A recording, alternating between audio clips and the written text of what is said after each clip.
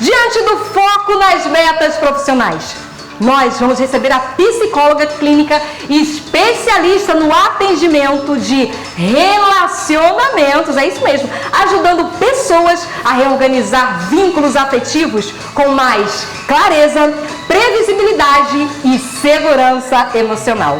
No palco do Cyber Conecta, a psicóloga Marília Bensou. Ah, Marília, que alegria ter a oportunidade de trazer essa pauta aqui para o nosso programa de auditório. Porque a missão do Portal Cyber, Marília, muito mais do que levar notícia, e quem acompanha o nosso trabalho, assiste nossas colunas, está sempre vendo lá nossos artigos, nossas matérias, vê que tudo que a gente passa ali é matéria, é de um colunista, é para trazer solução, conhecimento. Sim. Porque muitas vezes nós, por não buscarmos a ajuda de um profissional, por não querer investir, nós acabamos o quê? Insistindo naquele problema, naquela questão, e aí o relacionamento não vai para frente, a empresa não vai para frente, por quê? Ficou com dó de investir num profissional específico para resolver essa questão. Mas, Marília, quando você não está lá, tem que ter na cabeça para isso, né? Tem que ter paciência, resiliência. Quando você não está atendendo às demandas, às queixas dos casais, atuando lá com a terapia para casal, quem é você? Quem é a Marília? Queremos conhecer. Eu estou tendo hoje a oportunidade de pesquisar. Olha a importância de se posicionar no Google. Achei Marília no Google, estava bem posicionada, falei, quero conhecer, entrei no site, conheci, gostei da estrutura, falei, vou entrar em contato, fui procurá-la e consegui ter a sorte e a oportunidade dela estar aqui conosco, ela que atua na Barra da Tijuca. Mas agora vamos lá, que a jornalista fala muito, né? Conte pra gente, Marília. Quem é você quando você não está cuidando do outro? Claro, antes de tudo, quero dizer que é um privilégio fazer parte, né, desse dia, falar um pouquinho sobre relacionamentos. E quem é a Marília? Eu sou uma pessoa simples, que gosto de vínculos reais com pessoas. Hoje o meu trabalho é muito mais do que um trabalho, é um propósito. Mas fora do trabalho, eu sou uma pessoa que eu valorizo muito o tempo de qualidade. E procuro me dividir, eu sou casada, tenho 2 filhos. Então, dentro dessa linguagem de amor que eu me expresso, o tempo de qualidade, eu tento ter um tempo ali específico com o casal, com os meus filhos, dividindo também, como são 2 e cada um com uma personalidade completamente diferente da outra, ter um tempo específico com um, com o outro, de família. E algo também que eu priorizo muito é o tempo de solitude. Eu sou uma pessoa que eu valorizo muito o meu tempo sozinha. É o tempo de entrar em contato comigo, aqui é aquela voz interna nossa, né, que muitas vezes é silenciada pela demanda do dia a dia. Então eu gosto de ter esse tempo e eu vejo o quanto que hoje é desafiador. Porque como eu sou uma pessoa muito observadora, às vezes eu tô no shopping tomando um café sozinha e eu paro para observar. E às vezes eu vejo pessoas sozinhas tomando café, mas ao mesmo tempo ali, ó, conectada no celular, sozinha fisicamente, mas conectada virtualmente. E o quanto que é difícil, né, às vezes, de silenciar essas vozes para entrar em contato com a sua própria voz. Então, essa é a Marília. A sua fala, me sinto extremamente conectada, porque eu falei, gente, será que eu tô ficando velha? Gente, eu tô adorando ultimamente ficar sozinha. Esses dias, inclusive, a família foi passear lá em Paquetá. Eu falei, gente, podem ir. Foi a sogra, o sogro, todo mundo de Santa Catarina, aquela coisa toda. Podem ir que eu quero ficar em casa cuidando das coisas do programa. Mas, Bruno, como foi bom, Augusta, escolher. Ai, gente, eu acordei, o que eu vou fazer? Eu tinha o que eu tinha que fazer, mas eu escolhi. Eu falei, o que eu vou fazer primeiro? Eu vou pra academia? Não vou fazer coisa. Eu vou na feira, que geralmente eu vou à feira todo domingo. Não fui na feira, não fui em lugar nenhum. Fiquei em casa, arrumando as coisas do programa, botei uma roupa super à vontade e falei assim. E eu tô dando esse exemplo, gente, porque foi uma experiência que eu até falei para um amigo, eu falei, olha, botei o pessoal para passear e eu tô em casa e eu não tô triste, porque quando eu era mais nova, lá nos meus 20 anos, e eu fui morar sozinha com 18 anos, nessa pauta eu quero trazer vivências nesse sentido, estou argumentando mais, porque é uma pauta que a gente tem que se conectar e dar exemplos e ter essa conexão nesse sentido. E aí eu falei para esse amigo, olha, eu tô em casa, eu tô muito feliz, porque eu tô... E ao mesmo tempo eu fiquei, será que eu não amo a minha família porque eu não tô com ele, gente? E justamente isso que você falou, a questão da gente se amar, de querer se conhecer, de curtir sua companhia, isso é um nível de evolução, de maturidade fantástico.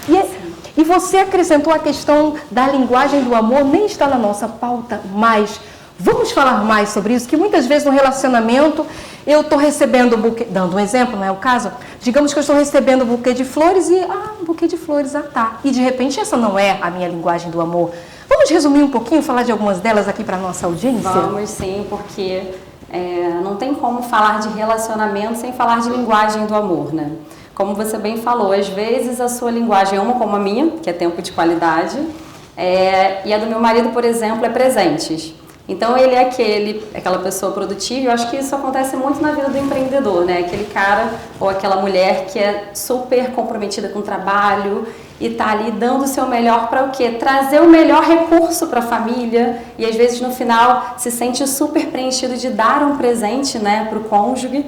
Só que aí chega naquela hora, a pessoa acha que está dando 100%, só que quem está recebendo 50%. Por quê? A linguagem de amor daquela pessoa que está recebendo não é presente, é tempo de qualidade.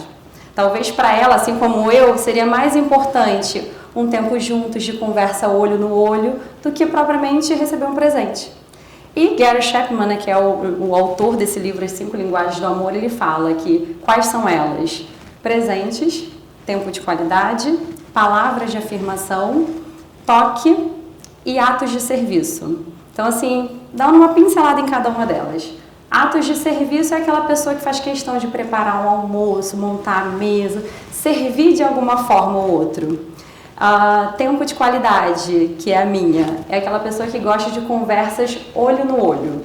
Eu sou aquela que quando eu tô com meu esposo, eu não falo se ele estiver com o celular na mão. Então, se eu tenho alguma coisa para falar, eu espero ele largar o celular e olhar para mim para que eu possa falar. Porque para mim eu preciso da atenção dele. Uhum. Então, quem normalmente tem esse tipo de linguagem de amor é a pessoa que gosta de atenção, gosta de ter tempo junto. Então, para mim, mais do que um presente, eu prefiro 1000 vezes no meu aniversário sair para almoçar, sair para jantar, ter um tempo ali, de fato, de atenção para mim. Outra comunicação é toque, então é aquela pessoa que gosta de andar de mãos dadas, de ficar abraçadinho. O meu filho, por exemplo, e é até importante, né, porque não só de relacionamento, linguagem de amor também se aplica aos nossos filhos. Um dos meus filhos, o mais velho, a linguagem de amor dele é o toque. Ele faz questão de andar, aquela criança grude, né? Ele quer andar abraçado, quando a gente está no shopping ele quer ficar de mão dada, para ele isso tem valor para ele. A outra é palavras de afirmação, então é aquela pessoa que faz um jantar e fica esperando a validação. Aquela pessoa que espera o elogio, sabe? É dizer eu te amo, ser validada de alguma forma, ser reconhecida de alguma forma. Então, e por último, acho que eu já falei de todas, né? Vamos lá. Atos de serviço. Presentes, tempo de qualidade. O presente, que é o último. Uhum. Não falei, não especifiquei, né? Mas o presente se trata não do valor do presente, mas da pessoa ter sido lembrada. Foi aquela pessoa que um bonzinho, poxa, lembrei de você. Nossa, e a pessoa fica com felicidade danada com aquilo, né? Exatamente. Então, isso é muito importante, porque, como eu falei, dentro de um relacionamento, às vezes a pessoa, tudo acontece justamente pela falta de comunicação. Então a pessoa acha que está comunicando de uma forma eficiente, só que o outro não está recebendo tanto assim. Então quando eu entendo a linguagem de amor do outro, eu consigo me comunicar de uma forma que ele entenda. Como eu falei, a minha tempo de qualidade do meu esposo é presente. Ai de mim, num aniversário, qualquer data comemorativa, não comprar um presente. E olha como é que é difícil para mim. A minha última linguagem é presente, eu não ligo. Mas para ele isso tem valor. Então, assim, não adianta eu querer dar tempo de qualidade com ele, me comunicar com ele de acordo com a minha linguagem. Eu preciso me comunicar com ele de acordo com a linguagem que ele compreenda que está sendo amado, que está sendo lembrado. Excelente. Quem aqui na plateia sabe a sua linguagem do amor e a do seu... Vamos resolver o nosso, né? A do outro é outra história. Quem aqui... muita ousadia. Quem aqui sabe a sua linguagem do amor? Tá. Beleza. Gente, quem não souber, ou quem quiser fazer novamente, em junho do ano passado, na época dos Dias dos Namorados, a gente colocou uma matéria no ar. Aproveitamos o tema do Dia dos Namorados, que estava em alta, e a gente gosta de colocar conteúdos que agreguem as pessoas. E aí, essa matéria, só você entrar no portal Cyber, vai lá na lupa, no pesquisar, você coloca lá, linguagem do amor. Aí vai aparecer a matéria que nós fizemos falando sobre a linguagem do amor, e tem o teste lá na hora. Você clica, ele faz umas perguntinhas e no final sai um gráfico mostrando a sua linguagem do amor, tantos por cento isso, aquilo. Por exemplo, eu sou da área da comunicação, e aí às vezes as pessoas pensam que o que? A minha linguagem do amor não é a de palavras, e aí a pessoa pode falar, Augusto, eu te amo, eu isso, e poxa, que legal aquela coisa toda, né? No caso, a pessoa, o amado lá de casa. E então é muito importante nós sabermos disso, porque não somente no relacionamento, mas essa estratégia, né, Juliette, a gente usar quando está fazendo uma proposta lá para o cliente, não é não, Léo? Você já identificar ali aquele formato, a forma que o cliente gosta de ser abordado, você usa para tudo e é uma ótima ferramenta. Agora, doutora, a gente, na comunicação, você falou muito sobre comunicação, obviamente, e a gente está aqui para isso, para comunicar, trazer informações, conteúdos com intenção. E com toda a experiência, atendendo casais com as suas demandas, suas reclamações, quais são as queixas que você mais ouve? Olha, normalmente eles vêm com a queixa relacionadas à comunicação, né? Quando o silêncio impera no relacionamento, quando aquela pessoa já está contando um terreno tão grande de mágoas, onde ela já não tem mais motivação de falar sobre as questões, então se torna um silêncio absoluto dentro do relacionamento, ou com questões de conflitos mesmo, verbais, de brigas constantes. Só que o que é interessante? Dentro disso, a gente olhar para a construção dessa pessoa. Dentro da minha abordagem, eu sempre olho para o sistema dele de origem. Qual que é o sistema de origem de todos nós? É o familiar. Porque antes dessa pessoa entrar no relacionamento, e eu gosto de fazer uma analogia que faz muito sentido, que um relacionamento ele é composto de dois indivíduos. Dentro da terapia de casal, a gente trata a relação, o casamento, e não os indivíduos. Mas indiretamente nós acessamos esses indivíduos. Só que quando pensa aqui numa relação, cada um chega nessa relação carregando uma corda. E aí dentro dessa corda existem alguns nós. Esses nós representam traumas, frustrações, experiências que foram significadas de uma forma negativa. Então pensa que cada um vem com a sua corda e de repente dentro de uma relação essas duas cordas se unem e vira uma. Mesmo ela virando uma única corda, isso não apaga todas as experiências que ela vivenciou antes dessa relação. Então, por exemplo, às vezes um casal vem se queixando de um exemplo X e quando você vai olhar para aquilo dali não tem a ver com aquilo, é porque aquilo ali esbarrou num nó que foi elaborado antes da relação. Então, dificilmente as brigas são relacionadas ao outro. Normalmente ela está relacionada ao seu sistema de origem, a esses nós que foram elaborados ao longo da sua vida, onde a gente precisa olhar com um pouco de mais cuidado para isso, para que a gente possa entrar em contato com eles e ressignificar. Então, assim, quando a gente entra em contato com eles e tem essa oportunidade de ressignificar, se torna mais leve, porque o outro consegue compreender que não tem a ver com ele. Nós viemos de uma construção muito voltada para o eurocentrismo, a gente no centro do universo, da relação. Então, é muito natural a gente achar que tudo tem a ver com a gente. Então, quando você tem a oportunidade de olhar com um pouco mais cuidado para essa relação e compreender que não tem a ver com você, mas com algo que aconteceu até mesmo antes dessa relação, se torna mais leve e mais fácil da gente acessar e ressignificar. E muitas vezes, assim, na maioria das vezes, essas crenças foram implantadas ali na infância, é uma questão que é já da pessoa que não foi trabalhada e aconteceu naquele relacionamento, vai acontecer em outro, então pausar para se olhar, se enxergar e ver, peraí, o problema está em mim, vamos cuidar, faz toda uma diferença, não é mesmo? Agora, Marília, vamos agora para a parte dos negócios. Temos aqui diversos empresários, todos aqui muito bem-sucedidos, todos muito focados nos seus negócios. Relacionamento não dá pra gente ter noção de como que tá, nem da apresentadora, nem de ninguém, né? Que isso aqui a gente vai mostrar elegância, vai dizer, fazer a postura e o posicionamento que tá tudo lindo e maravilhoso. Mas a gente sabe muito bem que a vida a dois, ela não é aquela coisa perfeita, temos seres humanos ali diferentes, então obviamente que terão desafios. Mas o que você observa assim de possíveis erros que o empresário ou a empresária pode estar cometendo e que isso pode acarretar mais futuramente ali uma turbulência no relacionamento dela. Isso pra gente se olhar e falar, nossa, eu tô fazendo isso. Opa, peraí, eu tenho que melhorar nisso aí. Porque às vezes quem tá ali vivendo não observa, tá ali focado na meta, aquela coisa toda, papapá. E mais tarde pode ter algo que, peraí, mas como é que isso aconteceu e eu não vi? Por que chegamos nesse ponto? O que a gente tem que observar? Exatamente. Porque você falou, a vida perfeita, a vida ideal só acontece na nossa cabeça no Instagram, né?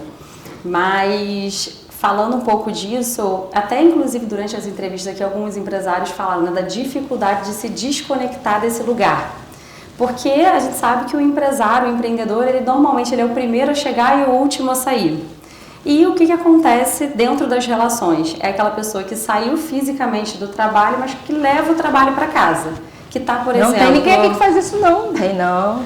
Que está, por exemplo, numa mesa de jantar ali em família, presente fisicamente, mas conectado, respondendo alguma coisa relacionada ao trabalho. Eu vou até ficar olhando para a plateia para ver quem se identifica com o que você está falando. E isso é muito comum, porque a sociedade que nós estamos inseridos hoje, ela vende muito a ideia da produtividade como sendo algo necessário, sabe? É importante você ser produtivo.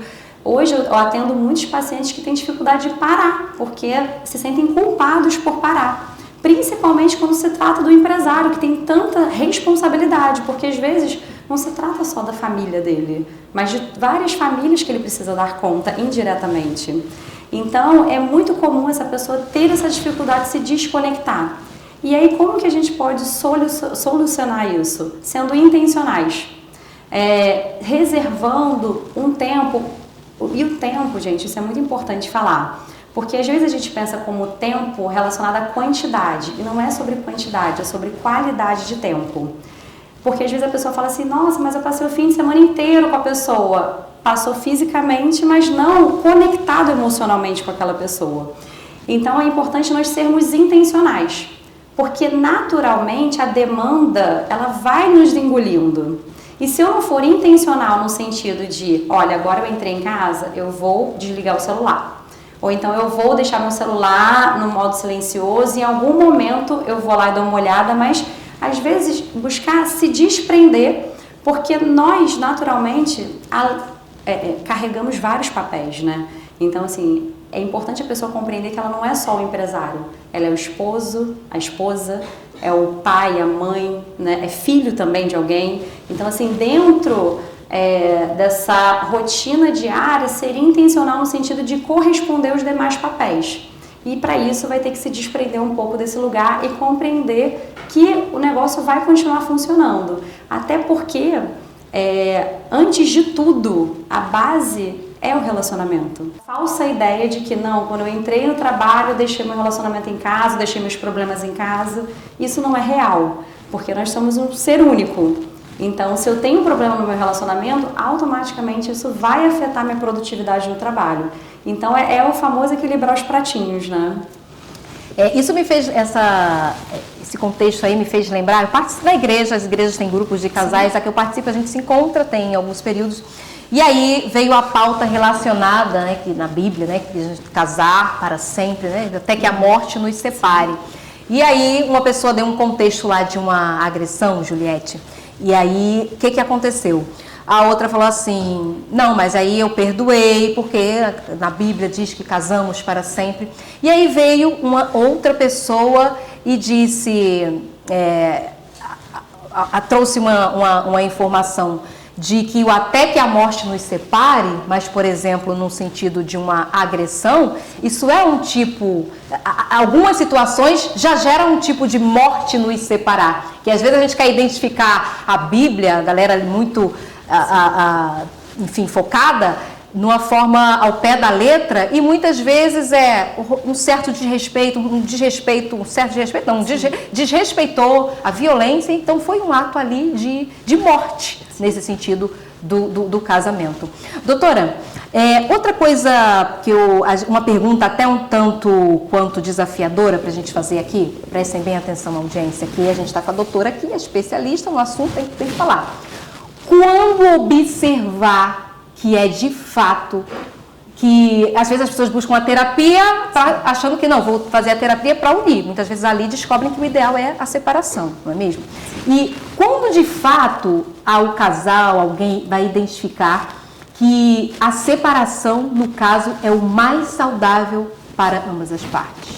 Sim, é importante falar sobre isso, porque na clínica eu trabalho com, por exemplo, a terapia do adultério, a terapia da reconexão e inclusive a terapia do divórcio, que poucas pessoas sabem, mas... Vocês conheciam esse termo? Terapia do divórcio? Gente, quanta novidade! O quanto que é importante, porque, rapidamente, às vezes a pessoa constitui uma família, como que a gente constitui família, né, no olhar sistêmico? A partir do momento que tem filhos. Anterior aos filhos, eles são um casal. A partir do momento que tem os filhos, se torna uma família. E a família, ela não deixa de existir. Ela muda a configuração dela. Então, às vezes, a pessoa vem para a terapia para passar pelo divórcio de uma forma mais saudável, para que isso não impacte nos filhos. E relacionado à sua pergunta, eu acho que o principal é a base do relacionamento, que é o respeito. Eu acho que quando você perde essa base de sustentação, que é o respeito, é difícil, às vezes, realmente o melhor caminho é o divórcio realmente, né? Porque o respeito, quando se perde, às vezes a pessoa, não, mas tem que ter uma agressão física? Não necessariamente, porque existe também a agressão verbal, uma agressão emocional, que às vezes fere ainda muito mais do que propriamente a agressão física. Então é aquela pessoa que te invalida, aquela pessoa que te agride de alguma forma com palavras. Então, a agressão física, ela nunca acontece de uma hora para outra. Antes disso, já teve uma agressão emocional, que às vezes a pessoa, mas estava irritado, né? Busca justificativas, mas foi por causa disso, por causa daquilo, e não dá voz a isso. E o relacionamento, a gente precisa fazer a manutenção dele. Então, assim, aconteceu, eu e meu marido, a gente tem um acordo que tudo que nos incomoda, a gente fala enquanto incomoda. Porque quando está incomodando, você consegue utilizar as melhores palavras para falar sobre aquilo. Só que quando transborda, você já utiliza as piores palavras. E normalmente, o que os casais, para evitar o conflito, o que vai fazendo? Não, deixa pra lá. E aí, só que isso vai se tornando um acúmulo, porque você deixou pra lá, só que aquilo ainda continua mal elaborado dentro de você. E aí daqui a pouco acontece de novo, e aí de repente a pessoa simplesmente explode. E aí nesse momento de explosão, o cérebro está em estado de luta e fuga, né? No estado reativo, ele vai o quê? Não vai raciocinar o que vai falar, transbordar as piores palavras. Então a gente tem esse acordo muito claro. Claro que tudo é a forma e o momento como se fala. Não é aquela coisa, aconteceu aqui, eu já vou falar. Não, eu vou encontrar o melhor momento para revisitar aquele assunto. Olha, naquele dia, quando você falou aquilo, me senti magoada, né? Eu não gostei da forma como você falou. E aí eu falo e me calo para dar lugar também de escuta, para que ele também possa refletir sobre o que ele fez e me devolver. Olha, realmente o que eu fiz, me desculpa. Enfim, mas eu acho que é você compreender os sinais, sabe? Essa questão é extremamente importante, mas focando aqui na parte dos empresários. Sim. Agora, Marília, muitas vezes, e essa pergunta, eu elaborei essa pergunta baseada num especialista lá nas redes sociais. Olha o que a gente consome nas redes sociais. Ele se apresenta como um mentor de casais, e aí ele afirmou que o sexo, né, o sexo estabelece aí, faz com que cada vez mais os casais se tornem íntimos. E aí as pessoas às vezes até fazem brincando, quanto mais sexo o casal pratica, mais ele está alinhado com a sua intimidade. O que você explicaria em relação a isso? Porque, por exemplo, o empresário às vezes está muito cansado, trabalhando, aquela coisa toda, não tem a disposição, seja o empresário ou a empresária, e aí ao longo do tempo aquele casal vai praticando menos, né, o ato, enfim.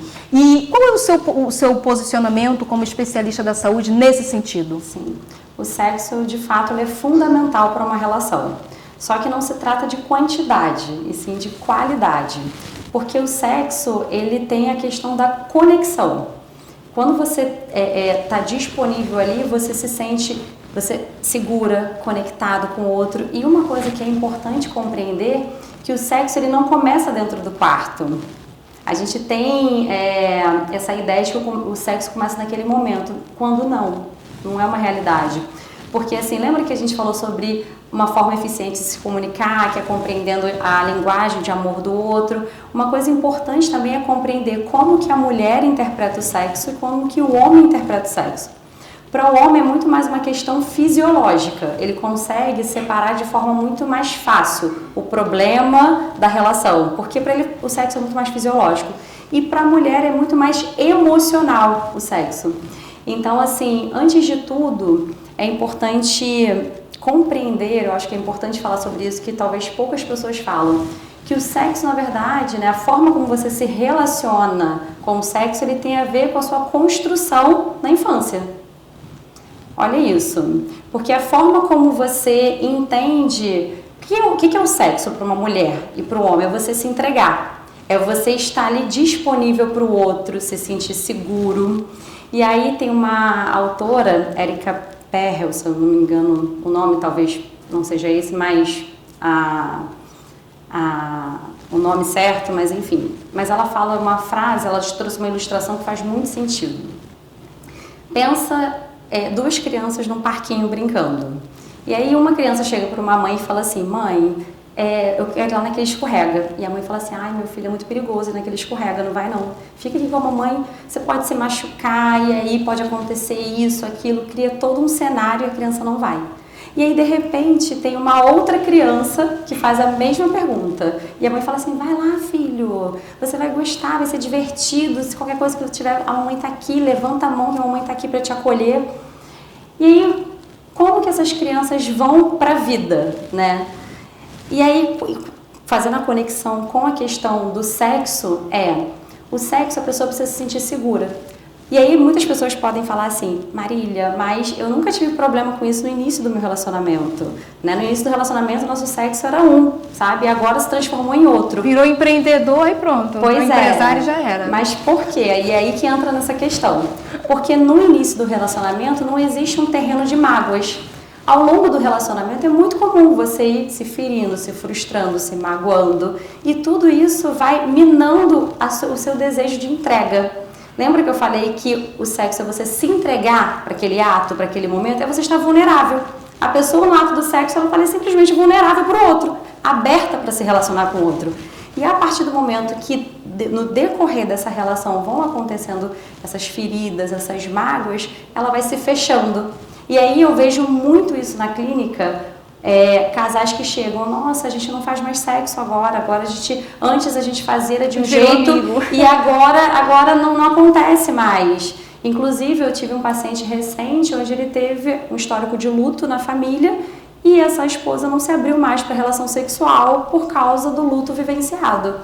Então, assim, percebe que o sexo, ele é muito mais do que o ato físico, sabe? Ele tem a ver com essa segurança emocional que a mulher precisa vivenciar, que o homem indiretamente também. Mas para o homem se torna um pouco mais fácil por ser uma questão fisiológica. E para a mulher não, é muito mais emocional o sexo.